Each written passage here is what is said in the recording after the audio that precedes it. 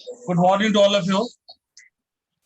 आज के ओप्स के इस क्लास में हम लोग जो टॉपिक देखने जा रहे हैं उसका नाम है फंक्शन। फंक्शन एक बहुत ही इंपॉर्टेंट टॉपिक है। इसमें हम लोग देखेंगे फंक्शन होता क्या है, कॉल बाय वैल्यू क्या होता है, कॉल बाय रेफरेंस क्या होता है, कॉल बाय वैल्यू क्या होता है, कॉल बाय रेफरेंस क्या होता है। ठीक है, सबसे पहले हम लोग देखते हैं डिफिनीशन, फिर देखेंगे टाइप, फिर आगे बात करेंगे। ठीक है, तो फंक्शन का डिफिनीशन का मतलब जब बात होती है तो इसका मतलब है फंक्शन का definition. What do mean by function? Function is a self containing या self contained block of a subprogram. बोलो नेक्स्ट चल रहा है।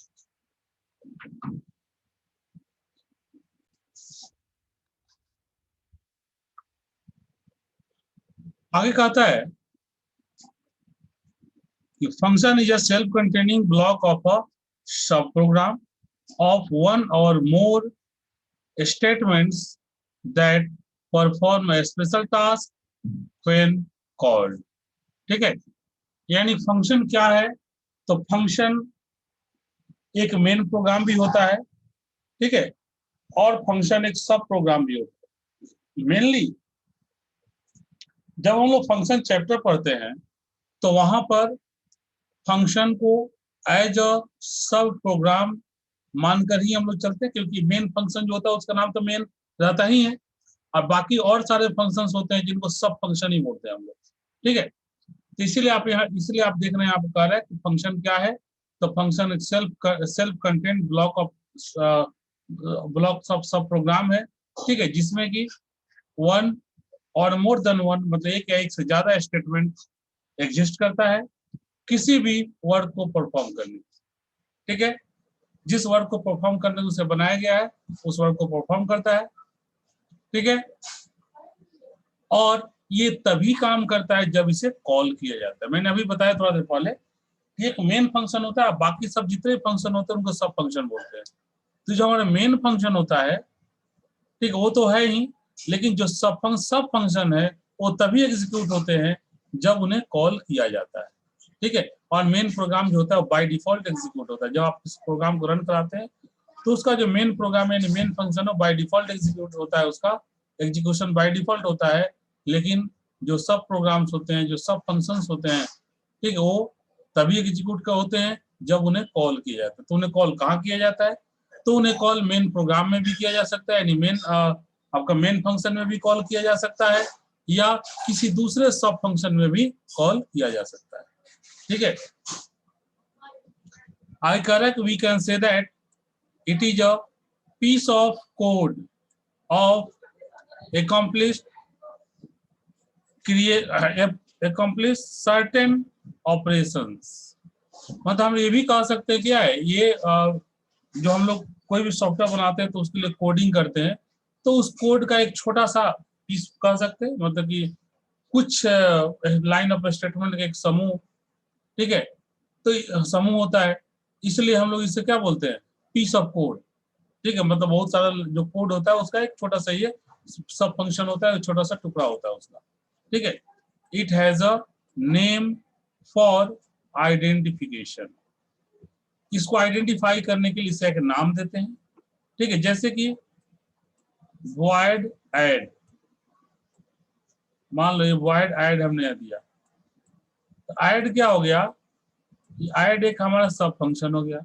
अब यहाँ मान लो प्रोग्राम लिख दिए, तो जो भी प्रोग्राम लिखेंगे लास्ट में जब इसे क्लोज कर दिए, अब मेन के अंदर एक मेन प्रोग्राम लिखेंगे। ठीक है, वाइड मेन। अब देखिए इसके अंदर में और इस एड को कॉल कर देंगे। ठीक है, तो ये क्या करेगा? तभी एग्जीक्यूट होगा, इसको कॉल नहीं करेंगे तो एग्जीक्यूट नहीं होगा। तब यहाँ पर देख रहे हैं कि यहाँ पर क्या टर्म दिया हुआ है, जब ऐड की बात हो रही है। ठीक है, तो ऐड हमारा क्या एक सब फंक्शन है, जबकि ये मेन क्या है? मेन फंक्शन है। ठीक है, main function by default execute होगा। जो ऐड नाम का जो फंक्शन मैंने यहाँ बना के दिखाया, जो सब फंक्शन है, ये तभी एग्जीक्यूट होगा जब इसे कॉल किया जाएगा। ठीक है, और ये मेन में देखिए हमने असाइन कर दिया है, तो मेन जैसे ही स्टेटमेंट एग्जीक्यूशन यहाँ तक होगा, उसका जैसे ही इसका एग्जीक्यूशन, ऐड का एग्जीक्यूशन शुरू होगा, ठीक है, उसके बाद इसका भी एग्जीक्यूशन होगा। ठीक है, अब कह रहा है कि इसमें कुछ कोड्स होंगे। ठीक है, इसका एक नाम होता है, स्वाभाविक है, देखे एक नाम हमने ऐड नाम दिया है ना, वहीं तो यहाँ मेन में कॉल हो रहा है, तो वही चीज यहाँ पे कह रहा है, देखिए कि it has a name for identification, मतलब इसको आइडेंटिफाई करने के लिए एक नाम होता है। ईच टाइम, प्रत्येक समय में, when a new program started, main function calls another function as shared word। ठीक है, another function to shared word। ठीक है, मेन फंक्शन क्या होता है, काम को शेयर करने के लिए क्या करता है, और बहुत सारे दूसरे सब फंक्शन जो क्रिएट किए जाते हैं उनको कॉल कर लेता है। जैसे मान लो आपने प्रीवियस सेमेस्टर में सी लैंग्वेज में भी ये चीज को पढ़ा था कि वहाँ पे एक मेन फंक्शन है, बहुत सारे एडिशन का प्रोग्राम अलग बना दिए, मल्टीप्लिकेशन का अलग बना दिए, डिवीजन का अलग बना दिए, इस तरह से बहुत सारे अलग अलग वर्ड के लिए अलग अलग प्रोग्राम बना देते थे, और मेन प्रोग्राम में जहां जिसकी जरूरत होती थी उसको कॉल कर लेते थे। ठीक है, तो वो एग्जीक्यूट होता था, हमें पार्टिकुलर वो रिजल्ट प्रोवाइड करता था। अब जब बात करते हैं फंक्शन के टाइप का, तो जो फंक्शन होता है वो मेनली दो टाइप का होता है। एक कौन बोलते हैं, यूजर डिफाइंड फंक्शन, और दूसरे को बोलते हैं pre defined function. Pre defined function का दूसरा नाम है लाइब्रेरी फंक्शन।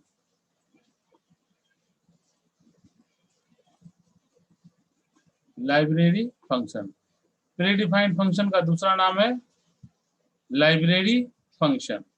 ठीक है, और यूजर डिफाइंड फंक्शन का कोई दूसरा नाम नहीं होता है, इसका नाम ही यूजर डिफाइंड फंक्शन। ठीक है, जो यूजर के द्वारा डिफाइन किया जाए। ठीक है, जैसे मैंने वॉइड ऐड बनाया था, तो वॉइड ऐड क्या है, हमने बनाया था, यूजर ने बनाया था, तो यूजर डिफाइंड फंक्शन हो गया। लेकिन आप लोग जो प्रोग्राम बनाते हो, मेन प्रोग्राम ही बनाते हो, तो उसमें एक यूज करते हो गेट सी एच। गेट सी एच एक सब फंक्शन है, सॉरी एक फंक्शन है। फिर आप यूज करते हो क्लियर स्क्रीन, CLR, SCR। तो ये सब जो आप जो यूज करते हो ना, ये दोनों इस तरह से और बहुत सारा फंक्शन आप यूज करते हो। ये सब फंक्शन क्या है, ये सब जो फंक्शन है वो सब प्री डिफाइंड फंक्शन। ठीक है, मतलब प्री डिफाइंड फंक्शन, देखिए हमने हेडिंग दिया, सबसे पहले प्री डिफाइंड की बात किया। तो प्री डिफाइंड फंक्शन का मतलब क्या होता है, प्री डिफाइंड फंक्शन किसे कहते हैं, हम फंक्शन के टाइप आ रहे हैं, ध्यान देकर देखिए। प्री डिफाइंड फंक्शन का मतलब होता है कि वह फंक्शन जो पहले से डिफाइंड है। प्री डिफाइंड मतलब जो पहले से डिफाइंड है, मतलब जो पहले से बना हुआ है, और उसी लैंग्वेज की या C++ जो भी लैंग्वेज है उसके लाइब्रेरी में पहले से वो बना हुआ है, वो पहले से उसके लाइब्रेरी में डाला हुआ है, सिर्फ आप उसे यूज करते हैं। ठीक है, तो उसको बोलते हैं हम लोग प्री डिफाइंड फंक्शन। देखिए आय कर है, the predefined function are also known as library function, जो मैंने आपको पहले ही बताया था। Their task is limited. ठीक है, ये बहुत ही लिमिटेड, जैसे एक हमारा प्री डिफाइंड फंक्शन जो भी है, एक फंक्शन एक ही काम के लिए बनाया जाता है, दो तीन काम के लिए नहीं बनाया जाता है। इसलिए कह रहा है कि देयर टास्क इज लिमिटेड, उसका टास्क जो है वो लिमिटेड है। आई कह रहा है का user can not understand, a user cannot understand internal working of these functions। ये जो functions है ये इंटरनली कैसे काम करता है, इसे यूजर को कोई मतलब ही नहीं होता है, और यूजर इस चीज को समझ भी नहीं सकता है। ठीक है, ये कौन समझेगा, तो डेवलपर जो प्रोग्राम बना रहा है, ठीक है, जो सॉफ्टवेयर को बना रहा है। आई कर रहा है बट कांट चेंज और मॉडिफाई देम। ठीक है, यूजर उसे ना चेंज कर सकता है, ना मॉडिफाई कर सकता है। ठीक है, ना ही उसके इंटरनल वर्किंग को समझ सकता है। ठीक है, और सिर्फ उसे यूज कर सकता है। एग्जाम्पल के तौर पे हम लोग लिखते हैं SQRT, SQRT ब्रैकेट में F लिखा हुआ है, मतलब F का हमें स्क्वायर रूट निकालना है। यहाँ देखिए इसका डिटेल नीचे लिखा हुआ है, give result F, here the user need not worry about its source code, but the result could be provided by the user. इसका सोर्स कोड से कोई मतलब नहीं है, ये कैसे लिखा गया उससे कोई मतलब नहीं है, सिर्फ मतलब इतना ही से कि ये परफेक्टली रिजल्ट प्रोवाइड कर रहा है कि नहीं, और क्या रिजल्ट प्रोवाइड कर रहा है। SQRT निकालना मतलब स्क्वायर रूट निकालना है। तो अगर मैंने 4 दिया नंबर, अगर हमने 4 दिया तो इसका स्क्वायर रूट क्या निकलेगा, स्क्वायर रूट यही ना होता है मैथ में, इसका स्क्वायर रूट क्या होगा, 2 होगा। तो बस इसको इतना ही से यूजर को मतलब है कि जब आप यहाँ पर SQRT लगा दिए तो आपको इसको रिजल्ट मिल जाए, ठीक है। बाकी ये इंटरनली कैसे वर्क करता है इसको कोई मतलब नहीं है। और इसे एग्जांपल तो मैंने आपको एक SQRT है, फिर देखिए पावर है POW, ठीक है। फिर हमारा क्या अभी मैंने बताया क्लियर स्क्रीन है, ठीक है। फिर मैंने एक और अभी बताया गेट CH है। इस तरह से हमने अभी 4 एग्जाम्पल बता दिया, इस तरह से और बहुत सारे एग्जाम्पल है जो आप जानते हैं ऑलरेडी, ठीक है। तो ये हमारा कॉन्सेप्ट था प्री डिफाइंड फंक्शन का। अब हम लोग बात करते हैं यूजर डिफाइंड फंक्शन का, ठीक है। तो यूजर डिफाइंड फंक्शन का मीनिंग मैंने आपको पहले ही अभी बताया। यूजर डिफाइंड फंक्शन किसे कहेंगे, यूजर डिफाइंड फंक्शन वैसे फंक्शन को कहते हैं जिसका मीनिंग पहले से लाइब्रेरी सी लैंग्वेज या C++ की लाइब्रेरी में डिफाइंड नहीं होता है, मतलब कि इस फंक्शन को यूजर खुद बनाता है और खुद ही उसका मीनिंग डिफाइन करता है, ठीक। जैसा प्रोग्राम लिखे वैसा मीनिंग ऑटोमेटिक डिफाइंड होगा, ठीक है। तो इसीलिए कह रहा है कि the function defined by the user according to his requirement are called as user defined function, ठीक है।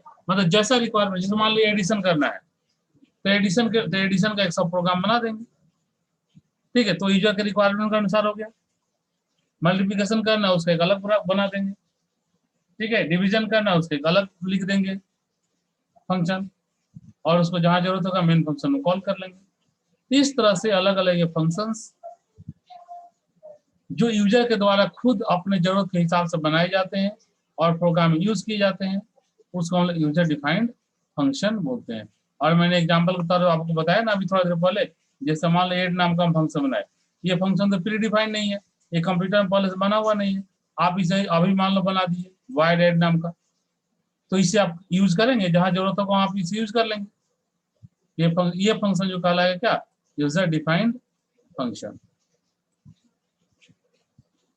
I correct, it is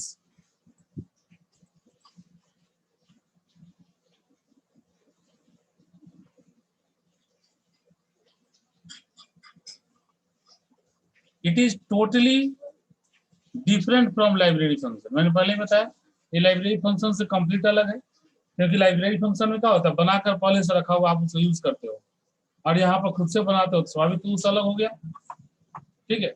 आगे कह रहा है कि the user can modify the function according to the requirement. User मतलब यहाँ पर उस प्रोग्रामर की बात हो रही है जो इसका प्रोग्राम लिख रहा है, मतलब जो अपने जरूरत के हिसाब से इसे डिजाइन कर लिया उसकी बात हो रही है। तो जो अपने जरूरत के हिसाब से इसे डिजाइन करेगा, ठीक है, जरूरत के हिसाब से उसे मॉडिफाई भी कर देगा, चेंज भी कर सकता है, ठीक है। जैसे आप बॉय डैड नाम का मान लो कोई फंक्शन बना दिए, तो आप क्या करोगे, जरूरत होगा उसमें कुछ चेंज करने का, मान लो आपने 2 वेरिएबल का एडिशन का बनाया है, आपको लगा नहीं हमें 3 वेरिएबल का एडिशन का बनाना चाहिए, तो आप क्या करोगे, 3 वेरिएबल का एडिशन का बना दोगे, उसे मॉडिफाई कर दोगे। लेकिन अगर हम कहें जरा तो आप क्लियर स्क्रीन या गेट CH या पावर POW जो बताया अभी, या SQRT, ये सब जो मैंने बताया, बोले कि इसमें जरा आप मॉडिफाई कर दीजिए तो ये कैसे काम किया जब कर रहा है जरा बता दीजिए, तो आप नहीं बता पाएंगे, ठीक है, क्योंकि आप उसको मॉडिफाई नहीं कर सकते क्योंकि ऑलरेडी वो पहले से फिक्स्ड है, बना करके वैसे छोड़ा हुआ, सिर्फ उसका आप यूज कर सकते हैं। ठीक है, वही कह रहा है कि the user can modify the function according to requirement. I correct the user has full scope to implement his own idea into the function. अब यूजर के, जब यूजर को ही बनाना है, वो खुद बनाकर खुद ही यूज करना है, ठीक है, तो उसके पास अपना पूरा ऑप्शन है, ठीक है, कि उसके दिमाग में जो जो आइडिया है सारे आइडिया को इम्प्लीमेंट कर देगा, सारे को यूज करके उसको बनाने की कोशिश करेगा। ठीक है, एग्जाम्पल के तौर पर देखिए, फॉर एग्जाम्पल देखिए square 9 is a user defined function है, ध्यान दीजिए पूरा लिखा हुआ स्क्वायर, आप पावर मत समझिएगा, एस की बार भी मत समझिएगा, ठीक है, एस की बार आपका प्री डिफाइंड फंक्शन है, एस की बार प्री डिफाइंड फंक्शन है, लेकिन ये एस की बार प्री डिफाइंड है, इसमें कुछ भी चेंज कर देंगे तो प्री डिफाइंड नहीं रहेगी। जैसे मान लो एस की बार ई कर दिए, एस की बार मान लो एस की बार टी कर दिए, तो फिर ये प्री डिफाइंड फंक्शन नहीं रहा, एस की बार प्री डिफाइंड है, ठीक, मतलब लाइब्रेरी फंक्शन है वो। लेकिन यहाँ देखिए हमने क्या लिखा है, पूरा लिखा है S Q U A R E square, ये अब ये प्री डिफाइंड नहीं हो, सॉरी अब ये प्री डिफाइंड नहीं हो सकता है, अब ये क्या है, ये यूजर डिफाइंड है। ठीक है, स्क्वायर 9, देखिए square 9 is a user defined function that give the result 81। मान लो आपने एक प्रोग्राम, एक आपने सब प्रोग्राम बनाया, उसका नाम आपने दिया S Q U A R E, उसका नाम आपने दे दिया स्क्वायर। तो जब आपने इसका नाम स्क्वायर दे दिया, ठीक है, मान लीजिए जैसे वाइड स्क्वायर आपने इसका नाम दिया, तो स्वाभाविक है जब इसको रन कराओगे तो वैल्यू इनपुट लोगे, काम करो, मान लो वैल्यू आपने इसमें 9 इनपुट दिया, तो स्क्वायर के जब प्रोग्राम लिखो तो स्क्वायर क्या करेगा जी, तो मतलब 9 × 9 81, आपको रिजल्ट 81 प्रोवाइड करेगा। ठीक है, I can here the user know the internal of a square function of its source code is visible। User क्या है, चूंकि यूजर ही बनाया है ना, इसमें सोर्स कोड को तो आसानी से जान सकता है, उसे पता है सोर्स कोड क्या होगा। ठीक है, तो वही चीज कह रहा है कि ये सोर्स कोड इसका जो है यूजर के सामने इजिली विजिबल होता है। ठीक है, फिर हमने यूजर डिफाइंड फंक्शन और प्री डिफाइंड फंक्शन के बारे में पढ़ा। ठीक है, अब ये जो आपका यूजर डिफाइंड फंक्शन है ना, ये 4 तरह का होता है। एक को हम बोलते हैं, देखिए यहाँ लिख रहा है नो रिटर्न,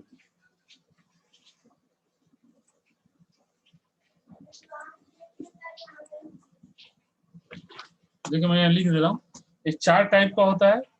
पहला जो होता है उसको हम लोग बोलते हैं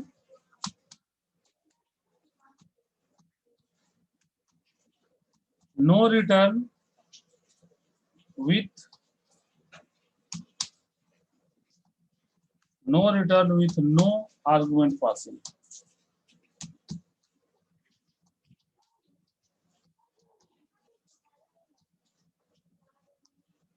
नो, पहला होता है हमारा no return with no argument passing. अब देखिए दूसरा जो होता है उसे हम लोग क्या बोलते हैं, देखिए यहाँ पे हम डैश मार रहे हैं तो आप समझ जाइएगा। देखिए दूसरा को बोलते हैं नो रिटर्न विथ, ध्यान दीजिएगा, आर्गुमेंट पासिंग, जिसके नीचे मैंने डबल इन्वर्टेड कॉमा वाला चिन्ह लगाया है। ठीक है, वो जिस वर्ड के नीचे मैंने दिया है समझो वही वर्ड नीचे लिखा हुआ है, आप ये समझ लीजिएगा। मतलब हमने 2 नंबर में क्या लिखा, no return with argument passing, ये नो के सामने मैंने कुछ नहीं दिया, मतलब नो खाली रह गया, तो no return with argument passing. ठीक है, फिर उसी तरह से अगर 3 नंबर देंगे तो क्या हो जाएगा, 3 नंबर ध्यान दीजिए, 3 नंबर में क्या हो जाएगा, रिटर्न, देखिए 3 नंबर होगा रिटर्न विथ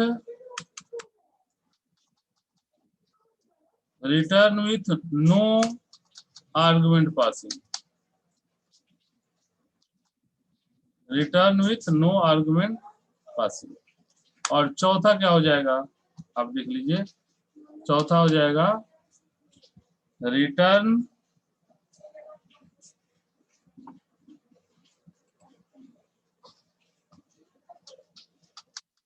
विथ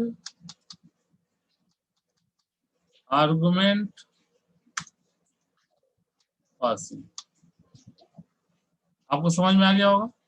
ये 4 मैंने यहाँ पर जो लिखा, ये 4 टाइप होता है। पहला क्या है, no return with no argument passing.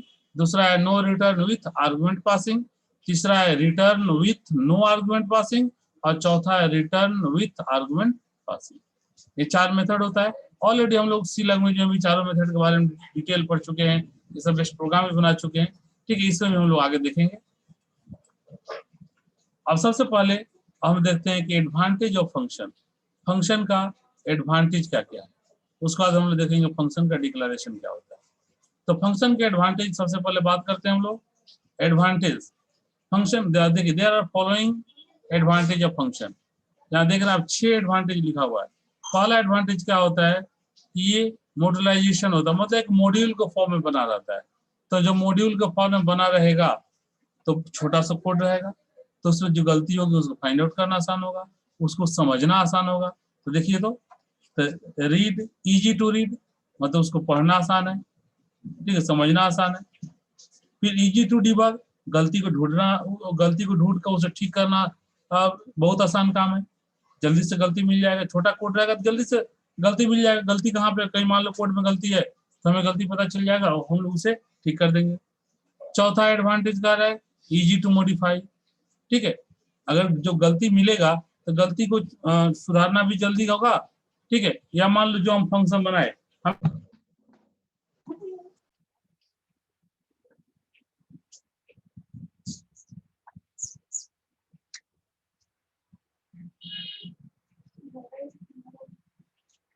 ठीक है,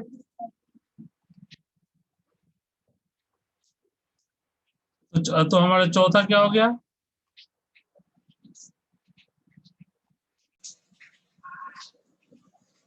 चौथा हो गया हमारा इजी टू मॉडिफाई।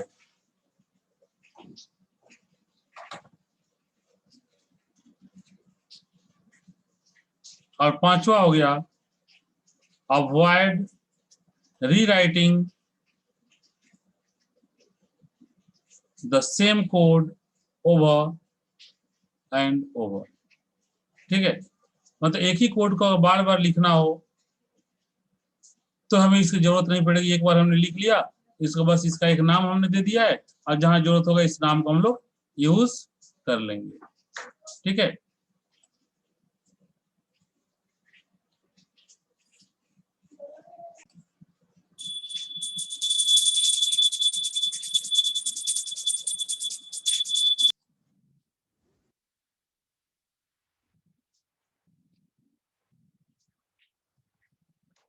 तो चौथा हमने देखा कि इजी टू मॉडिफाई। उसका उसका पांचवा इसका एडवांटेज कर रहा है कि avoid rewriting the same code over and over. मतलब हम इसको क्या कर सकते हैं, चूंकि एक फंक्शन पहले एक बार बना दी, इसका हमने एक नाम दे दिया, मान लो ऐड नाम दे दिया, तो हमने इसका नाम दे दिया, तो ये तो ऑलरेडी बना हुआ है ना। तो जहां भी इस तरह के प्रोग्राम की जरूरत पड़ेगी हम लोग क्या करेंगे, सिर्फ इस फंक्शन में कॉल कर लेंगे वहां, उससे हमारा काम हो जाएगा। तो हमें दोबारा से ये कोड को लिखने की जरूरत नहीं पड़ेगी, ठीक है। एक एडवांटेज हो गया। और लास्ट छठा एडवांटेज हो गया कि बेटर मेमोरी यूटिलाइजेशन। और मेमोरी का जो यूटिलाइजेशन है वो भी बेटर वे में होगा। कैसे, क्योंकि एक ही बार मान लो लिख लिया तो इतना ही जगह में लिखा है, अब इसको कहीं भी यूज करेंगे, ठीक है। तो यूज करेंगे तो एग्जीक्यूशन इसी का एग्जीक्यूशन होगा बार बार, तो अलग से कोई एक्स्ट्रा मेमोरी का भी जरूरत नहीं पड़ेगी। नहीं तो क्या होगा कि हर प्रोग्राम के लिए हर बार एडिशन का प्रोग्राम लिखेंगे, तो मान लो एक सॉफ्टवेयर के लिए हमने बनाया, उस सॉफ्टवेयर में हम मान लो एडिशन का प्रोग्राम ने लिखा, फिर दूसरा बनाया, दूसरा में भी लिखा, तीसरा बनाया, तीसरा में लिखा, तो उतना स्पेस तो हर जगह ऑक्युपाई करेगा, तो मेमोरी में स्पेस ज्यादा, एक ही प्रोग्राम 10 जगह यूज होगा और 10वां मेमोरी में स्पेस ऑक्युपाई कर लेगा। ठीक है, इसलिए यहाँ पे फंक्शन की यूज करने से क्या होता है, बेटर मेमोरी यूटिलाइजेशन होता है। ठीक है, ये सब हमारा मैंने आपको 3 चीज अभी बताया। पहला डिफिनीशन फंक्शन क्या होता है फंक्शन का, यानी फंक्शन कहते किसे हैं। फिर मैंने बताया फंक्शन के 2 टाइप कौन कौन से हैं, दोनों टाइप के बारे में हम डिटेल स्टडी किया। और उसके बाद आप लोग देखें कि फंक्शन का एडवांटेज क्या होता है। अब हम लोग देखेंगे कि फंक्शन का डिक्लेरेशन कैसे होता है। ठीक है, how we declare the function. देखिए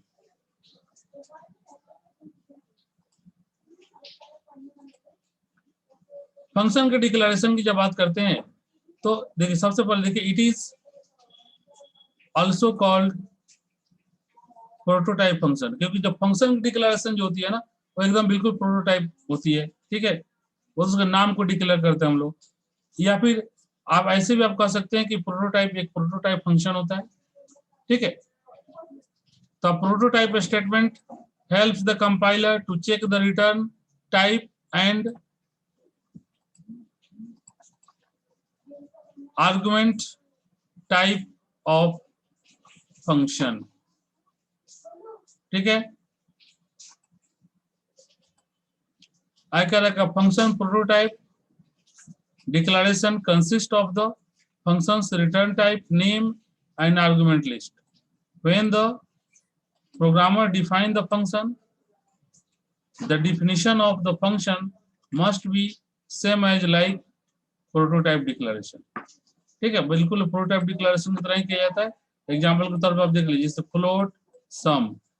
ठीक है, देखिए ब्रैकेट के अंदर फ्लोट कॉमा इंट।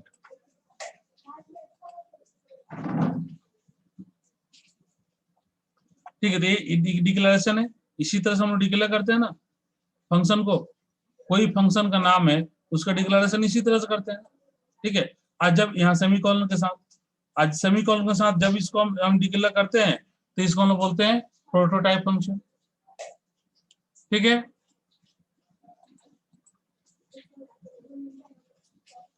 अब देखिए अब यहां पर एक और चीज ध्यान दीजिएगा। देखिए, depending upon the argument present, return values sends the result back to the calling function.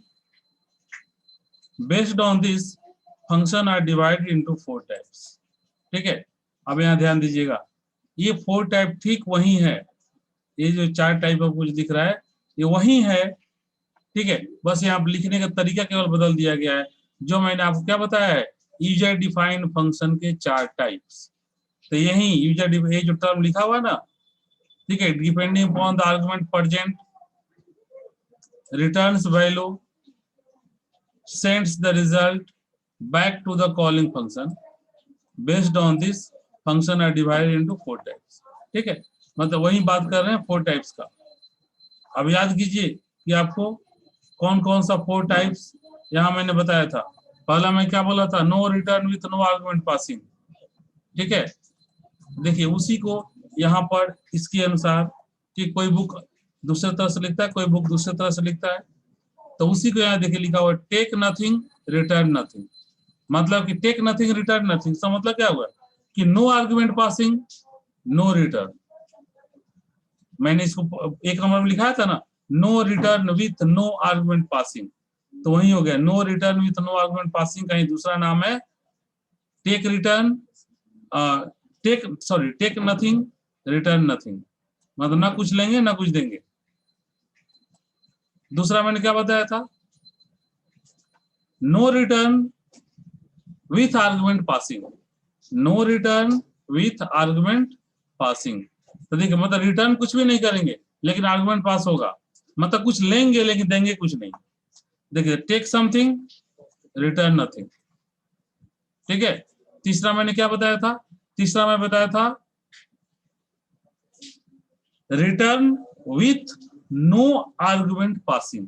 Return with no argument passing, मतलब कि रिटर्न करेंगे लेकिन हम कोई आर्गुमेंट पास नहीं होगा, मतलब हम कुछ लेंगे नहीं सिर्फ देंगे, ठीक है, मतलब रिटर्न करेंगे। तो देखिए क्या लिखा हुआ, टेक नथिंग रिटर्न समथिंग, ठीक है। और मैंने चौथा क्या बताया था कि return with argument passing, return with argument passing, मतलब रिटर्न भी करेंगे और आर्गुमेंट पास भी होगा, मतलब कुछ लेंगे भी और कुछ देंगे भी।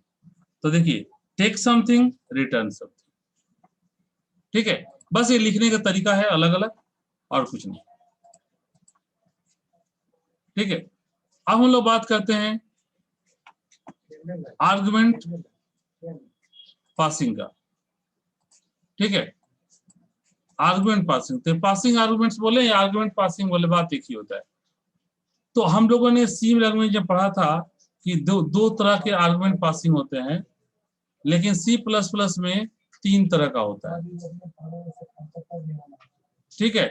तो क्या लिखा हुआ है, there are 3 methods of passing arguments, there are 3 methods of argument passing. C plus plus में 3 होता है और सी लैंग्वेज में 2 होता है। पहला पास बाई वैल्यू, या इसी को हम लोग बोलते हैं कॉल बाई वैल्यू। दूसरा पास बाई एड्रेस या कॉल बाई एड्रेस, और तीसरा पास बाई रेफरेंस या कॉल बाई रेफरेंस, ठीक है। तो अब यहाँ पर आप देखिए सी में हम लोग पढ़ते थे केवल कॉल बाई वैल्यू, और ये दोनों मिला के एक एक को पढ़ते थे, कॉल बाई एड्रेस या कॉल बाई रेफरेंस ऐसे बोलते थे, ठीक है, दोनों एक ही था। लेकिन यहाँ पर दोनों अलग अलग है, कॉल बाई वैल्यू अलग, कॉल बाई एड्रेस अलग, कॉल बाई रेफरेंस अलग, ठीक है, क्लियर है। अब एक एक करके हम तीनों के बारे में पढ़ेंगे। सबसे पहले 1 नंबर में पास बाई